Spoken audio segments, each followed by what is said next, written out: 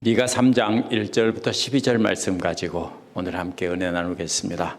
지난주 말씀은 백성들을 불쌍히 여기지 않은 지도자들을 노예로 끌려가게 하신다고 하셨고요. 지도자들이 좋아하는 예언만 하고 그들에게 재물을 얻어 부귀영화를 누리는 거짓 예언자들도 망하게 하신다는 겁니다. 그렇게 하신 후에 하나님께서는 참된 하나님의 백성들을 불러 모아서 하나님 나라를 회복시킨다는 겁니다. 이번 주 말씀도 역시 불의한 지도자에는 바로 정치 지도자들과 종교 지도자들이 등장합니다. 그들이 부르짖는 소리에 응답하지 않는다는 겁니다. 돈을 사랑해서 거짓 평화를 외치고 백성들에게를 속이는 거짓 예언자들은 망하게 하시고 참된 예언자들에게는 용기를 주셔서 담대히 전하게 하신다는 겁니다. 악한 자들의 편을 드는 종교 지도자들로 인해서 예루살렘은 완전히 망하게 된다라는 내용입니다.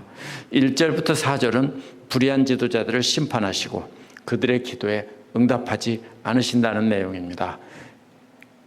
2장 13절은 어떻게 끝났냐면요, 여호와께서 그들의 머리에라는 말로 끝났습니다.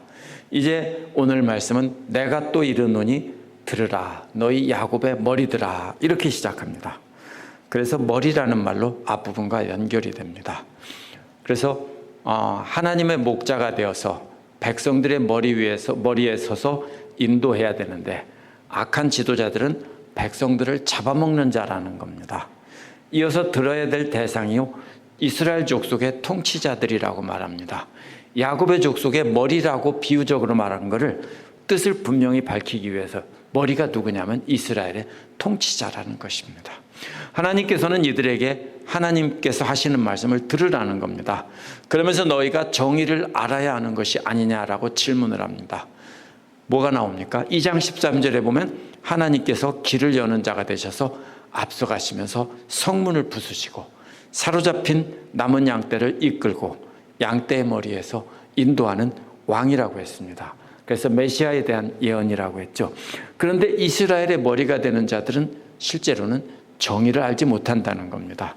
정의가 뭐냐면요, 현명한 판결을 내린 판례들을 따라서 공정하게 재판하는 것인데요, 그것을 모른다는 겁니다. 2절은 현명한 판결을 내린 판례들을 알지 못하기 때문에 이스라엘의 그 머리들은 선을 미워하고 악은 사랑한다는 것입니다.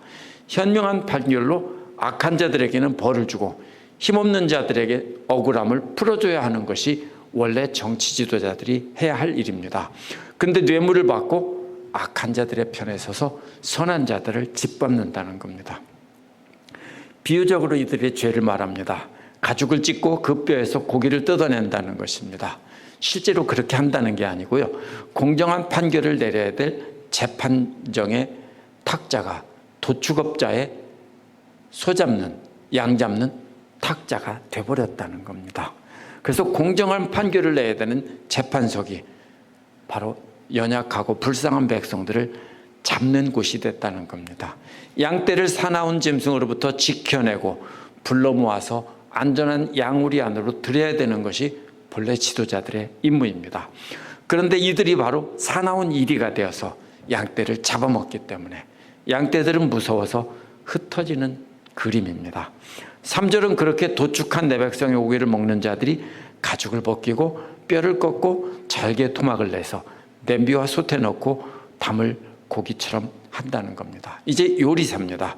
2절에서는 짐승을 잡는 도축업자였다면 이번에는 그 백성으로 비유된, 고기로 비유된 백성들을 요리하는 장면입니다.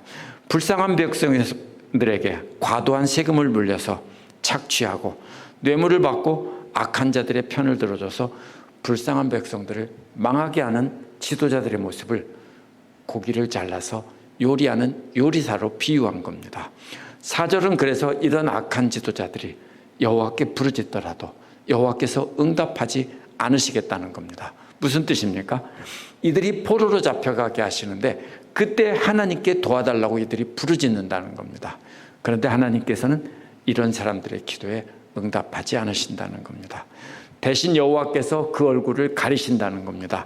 민수기 6장 25절에 보면 여호와께서 그 얼굴을 내게 비추사 은혜 베푸기를 원하며 라고 했습니다. 그래서 얼굴을 비추는 것은 자녀들에게 은혜를 베풀어 주시는 겁니다.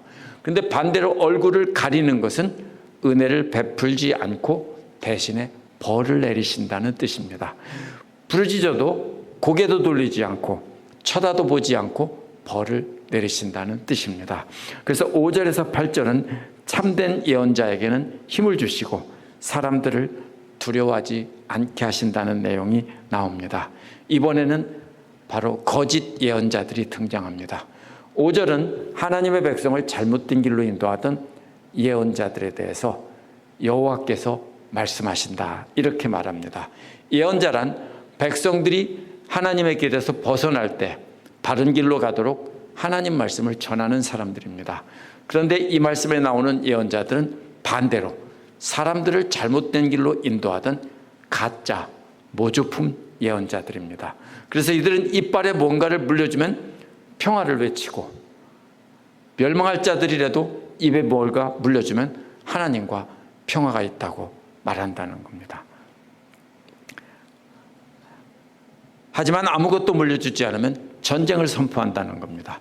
예언자의 본래 임무는 말씀을 전하고 잘못된 길에서 돌아오라고 하는 것이 임무입니다. 그런데 입에 아무것도 물려주지 않으면 무조건 하나님께서 너희를 심판하신다고 멸망을 선포하는 사람들입니다. 이러한 사람들은 시대를 초월해서 존재합니다.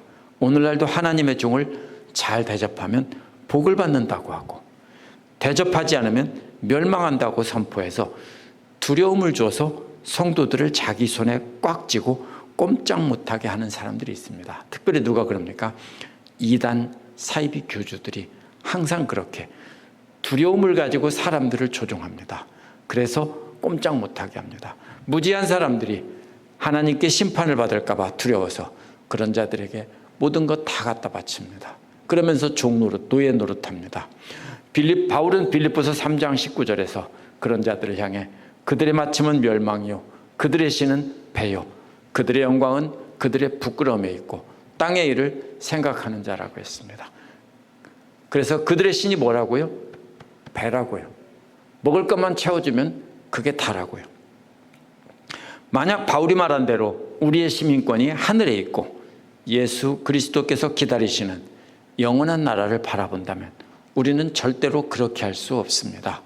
돈을 받고 사람들에게 하나님의 은혜와 평화의 빛이 비출지어다 라고 거짓말하는 예언자들에 대한 심판이 6절에서 세 단계로 나타나는데요. 세 번역은 번역이 조금 잘못되어 있습니다. 첫째로 밤이 있을 것이라고 말씀하시는데 세 번역은 날이 끝났다 이렇게 번역했습니다. 이 시간이 무슨 시간이냐면요, 해가 지고 어두워진 때를 말합니다. 그런데 이처럼 어두워진 때는 빛이 비추지 않기 때문에 이들이 환상을 보지 못하는 겁니다. 둘째는 어둠이 있을 것이라고 했는데 세 번역은 날이 저물었다라고 번역했습니다. 이 어둠이란 완전한 어둠입니다. 밤과 어둠의 차이가 뭐냐면요, 밤은 그래도 해가 진 뒤에 하늘이 푸르스름하고 컴컴한 짙은 뭡니까 네이비 블루라고 하죠. 그런 색으로 나타나고 캄캄하지만 그래도 조금은 빛이 있을 때입니다. 그런데 밤은 여기서 그 다음에 나오는 이 캄캄하다는 그 내용은요, 말은요, 어두워졌다는 말은 아무것도 안 보이는 칠흑 같은 밤입니다. 이게 오늘날 우리는 이해가 잘 안 되지만 옛날에는 가로등이 없습니다. 전기가 없죠. 그러니까 사방이 어떻습니까? 하늘의 빛만 가지고 이렇게 보는데 캄캄한 한밤중입니다. 무슨 뜻입니까? 아무것도 보이지 않는다는 겁니다. 예언자들에게, 거짓 예언자들에게 아무것도 보이지 않았기 때문에 아무런 계시도 말을 못하는 겁니다. 세 번째로는 해가 선지자들의 위에 진다라는 것이 원어의 뜻인데요, 세 번역은 환상을 못 볼 것이라고 의역을 했습니다. 본래 뜻은요, 낮에도 해가 져서 이들에게는 대낮에도 캄캄하다는 뜻입니다. 그렇게 되면은 보통 사람들은 대낮이라 다 보는데 이 사람들은 머리 위에는 해가 졌다는 겁니다. 그래서 예언자들은 아무것도 못 본다는 겁니다. 사실은 예언자들은 다른 사람은 아무도 못 보지만 자기들은 보고 말을 해야 되는 것인데 이들은 남들은 다 보는 대낮인데 이 사람들만 깜깜한 밤중이라는 겁니다. 그 사람들 머리 위에서 해가 졌다라고 했기 때문입니다. 6절에 비추어 본다면요, 이들은 처음부터 거짓 예언자는 아닙니다. 전에는 하나님께서 환상도 보여주시고 말씀해 주셔서 전했던 사람들입니다. 그런데 이들이 하나님 말씀을 전했을 때 사람들이 두려워하며 자신들 앞에 엎드리는 것을 보고 자신들이 하나님이 되어서 점차 사람들을 말씀으로 억압하고 두려움을 주고 그 권위로 협박하며 물질을 뜯어냈던 겁니다. 이들은 앞에서 말한 정치지도들과 똑같이 가난한 백성들을 두려움을 주어서 착취를 했습니다. 그래서 하나님께서는 이들이 1단계로 보지 못하게 한 것입니다. 보지 못하는 것이 점진적으로 3단계로 되어 있습니다. 처음에 해가 진 때처럼 희미하게는 볼 수 있지만 어두워진 것이고요. 그래도 회개하지 않으니 계속 거짓 예언을 하니까 완전히 깜깜한 한밤중이 되게 하셨고요. 그래도 회개하지 않자 마지막에는 다른 사람들은 대낮같이 다 밝아서 다 아는데 혼자만 캄캄한 밤중이 되게 하신 겁니다. 그래서 7절은 선견자들이 부끄러우며 술객들이 수치를 당한다고 했습니다. 무슨 뜻입니까? 일반 백성들은 하나님의 말씀, 하나님의 영광을 대낮처럼 밝게 보는데 이들은 아무것도 보지 못하니까 다른 사람들의 뭡니까? 수치를 당하고 조롱거리가 되는 겁니다. 그래서 입술을 가린다는 겁니다. 입술을 가린다는 원어의 문자적인 뜻은요, 콧수염을 가린다는 뜻입니다. 콧수염을 가리면 어떻게 합니까? 이렇게 하겠죠? 그럼 눈과 코만 나오고 코 밑은 가리는 겁니다. 언제 그렇게 하냐면요, 큰 수치스러운 일을 당했을 때, 또 그럴 때 가리는 것입니다. 그래서 이 당시 동방 사람들은 콧수염과 턱수염을 길러서 자부심을 드러냈습니다. 그래서 성경에서 수염을 깎는다는 말은 큰 수치를 뜻하거나 큰 슬픔을 뜻합니다. 그런데 이것은 레위기 13장 45절에 보면 부정하다 하면서 가리라고 했기 때문에 이것은 제의적으로 하나님 앞에서 부정하다, 문둥병자 같은 그런 사람들이죠. 뜻할 수도 있고요. 에스겔 24장 17절처럼 슬픔을 나타낼 수도 있습니다. 그런데 여기서는 문맥을 보면 수치와 모욕을 당하는 겁니다. 왜냐하면 선지자, 선견자, 예언자들, 이 사람들은 다른 사람들보다 더 잘 알아야 되는데 이제는 일반 백성보다 하나님 말씀에 대해서 더 깜깜해진 겁니다. 그래서 이것은 예언자가 사기를 쳤다는 것이 드러나서 그런 사람들은 부정하고 또 수치를 당해서 수염을 가리고 이렇게 사람들 앞에서 부끄러움을 당하는 장면입니다. 일반 백성들에게 하나님 말씀을 전하던 자로서 존경받던 자들이 이제는 일반 백성들보다 더 캄캄해졌다는 것 자체가 수치와 모욕입니다. 조금 더 확대 해석하면 이런 거짓 예언자들을 잡아다가 수염을 깎아버렸다라고 생각할 수도 있습니다. 그것은 최고의 수치입니다. 그러면 안 가릴 수가 없겠죠.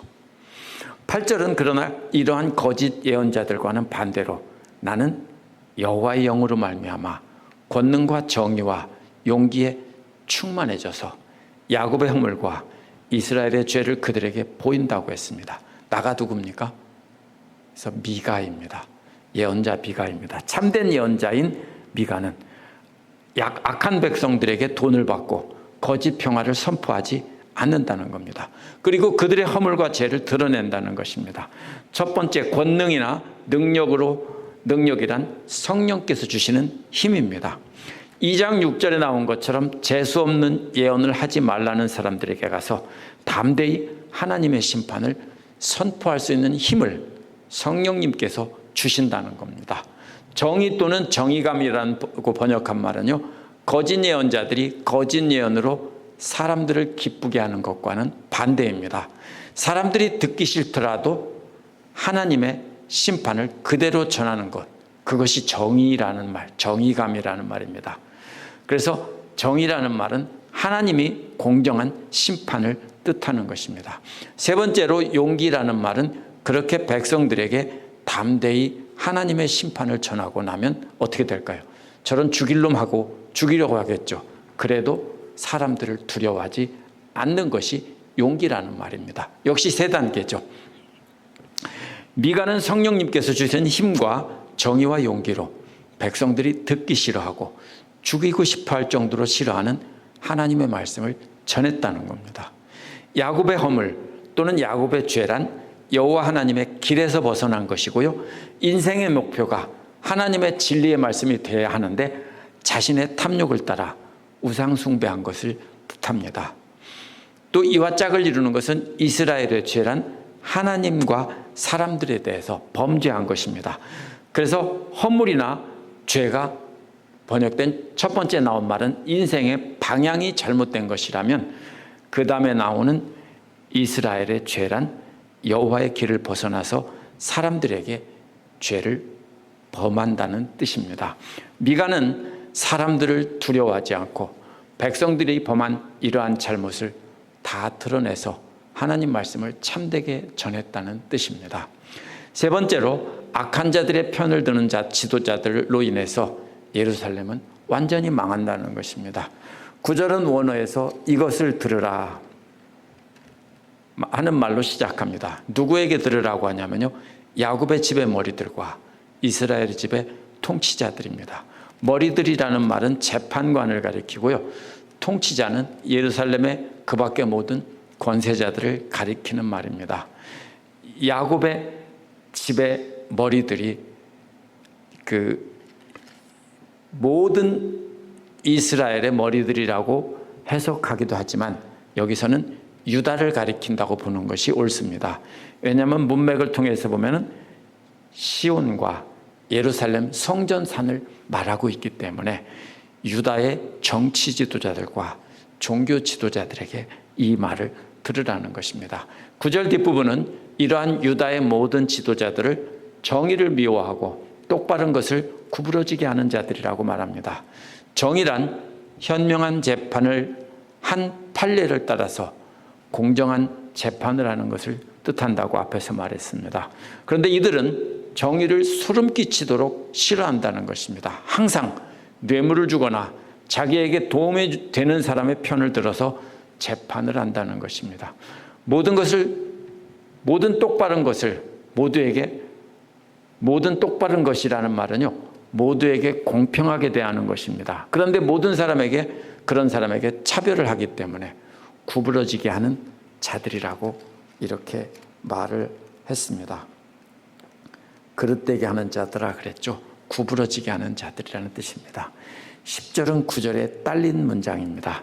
그래서 이러한 유다의 지도자들이 시온을 피로 예루살렘을 죄악으로 건축한다고 했습니다. 시온은 예루살렘에 있는 성전산이기 때문에 종교 지도자들의 죄를 가리키고요, 예루살렘을 죄악으로 건축한다는 말은 정치 지도자들을 말합니다. 그래서 여기서는 그 위에 시온을 세운다, 백성을 죽이고 그 위에 시온을 세운다고 했죠. 피로 바로 건축한다는 뜻입니다. 그래서 예루살렘을 죄악으로 건축하는 것은 정치 지도자입니다. 시온을 피로 물들인 사람들은 예루살렘 성전을 중심으로 통치하던 종교 지도자들이고요, 예루살렘을 죄악으로 건축한 자들은 예루살렘 성과 왕궁들을 건축한 정치 지도자들입니다. 이것을 통해 볼 때 9절에 야곱의 집의 머리들과 이스라엘 집의 통치자들이란 전체 이스라엘이 아니라 남왕국 유다의 종교 지도자들과 정치 지도자들을 가리키는 것이 분명합니다. 악한 자들에게 뇌물을 받고 무고한 사람들을 죄인으로 몰아 죽이거나 유죄 판결을 내려서 그것으로 성전을 유지하고 또 예루살렘 성을 유지했다는 뜻입니다. 11절은 원어에서 그들의 머리들은 뇌물을 위해 재판한다고 했습니다. 머리들이란 재판관인데요, 오늘날 판사가 아니라 정치 지도자들입니다. 고대에는 삼권 분립이 이루어지지 않았기 때문에 정치 지도자가 재판을 합니다. 또 그들의 제사장들은 삭슬 위해 교훈한다는 것입니다. 돈 받기 위해서 뭡니까? 하나님 말씀을 가르친다는 뜻입니다. 10절은 시온을 중심으로 저지르던 종교 지도자들과 예루살렘을 통치하던 죄를 저지른 정치 지도자들을 구체적으로 이제 말한 것입니다. 그들의 예언자들은 돈을 위해 예언한다는 겁니다. 이제 이들이 정의를 미워하고 똑바른 것을 굽게 하는 원인은 똑같이 돈입니다. 그렇기 때문에 바울도 디모데전서 6장 10절에서 돈을 사랑함이 일만하게 뿌리가 된다라고 했습니다. 우리가 하나님 말씀을 벗어나서 잘못 행하고 말씀에서 떠나는 것은 100% 다 뭡니까?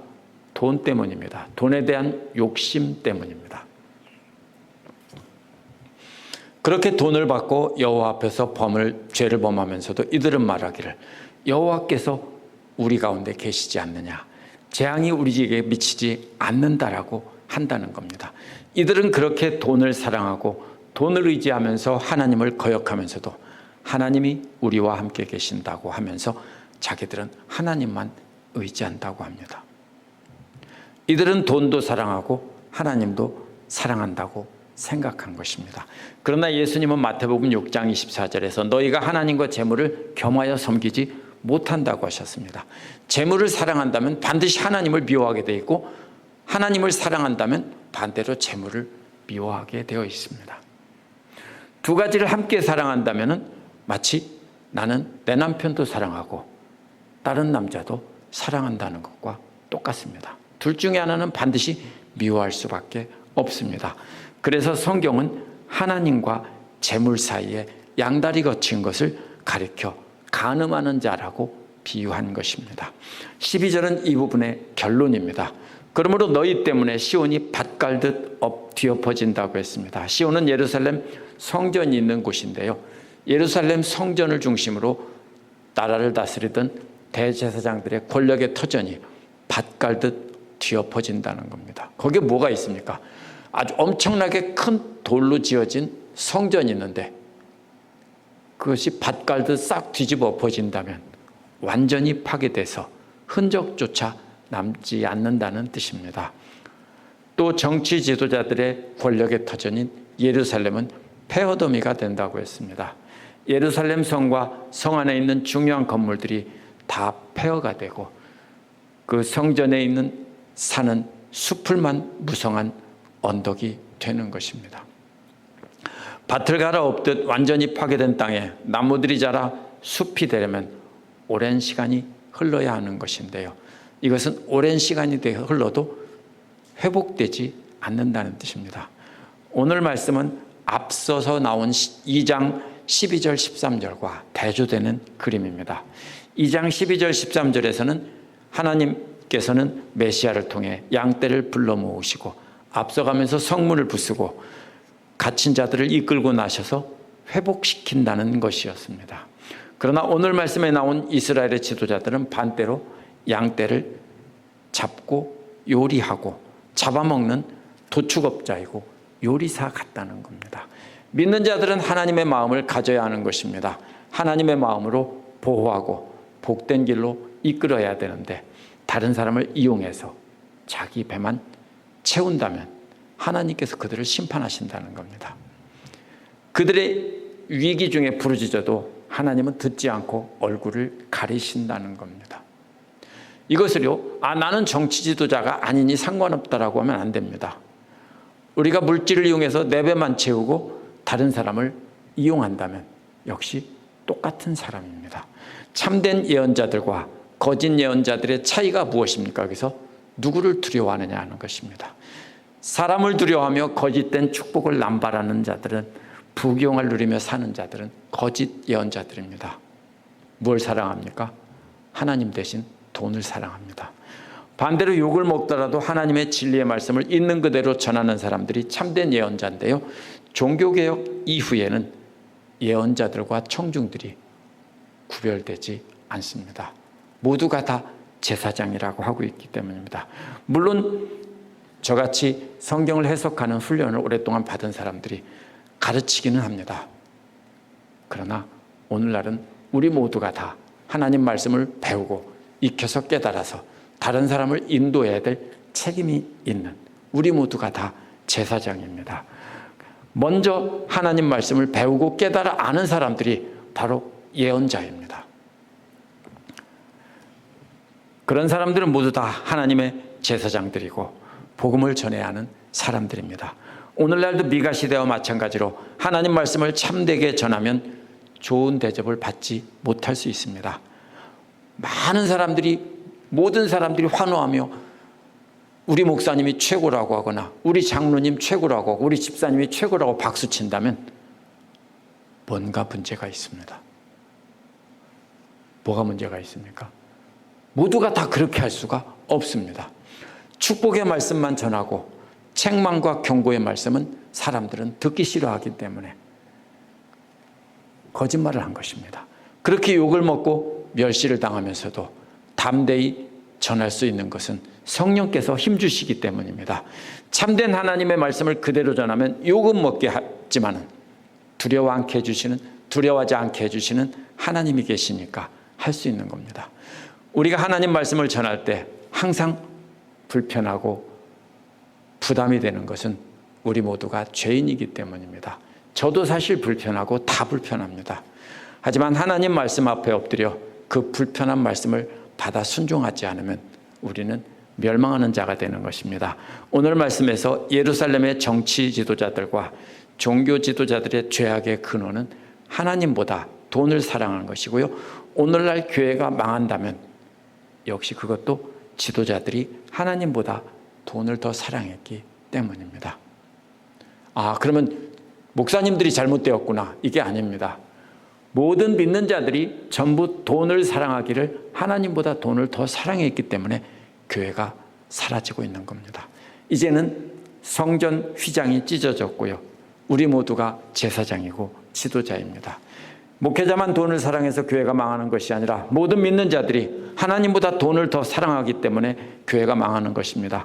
하나님보다 돈을 더 사랑하면서 하나님이 우리와 함께 계시기 때문에 우리는 망하지 않는다. 내가 이렇게 돈 잘 벌고 내가 이렇게 성공하고 잘된 것은 하나님이 나를 축복해 주신 증거다라고 말한다면 거짓말입니다. 우리는 둘 중에 하나를 선택해야 됩니다. 하나님을 사랑할 것인가, 돈을 사랑할 것인가. 기도하겠습니다.